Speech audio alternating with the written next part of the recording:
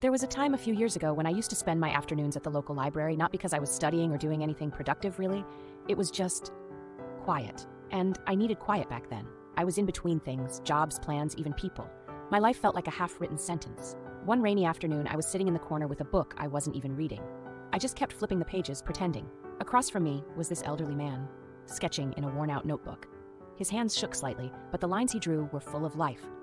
At some point, he looked up, smiled, and said, "Want to see something strange?" I nodded, caught off guard.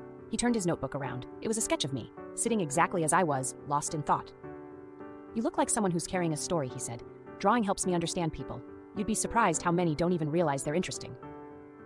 I laughed awkwardly. "I don't think I'm that interesting." He just smiled again. That's where most stories begin. We talked for a while, nothing deep, weather, art, books. But when I left the library that day, I kept thinking about what he said. I went home, opened an old notebook of mine, and started writing again. Something I hadn't done in years. It wasn't a masterpiece. It wasn't even good.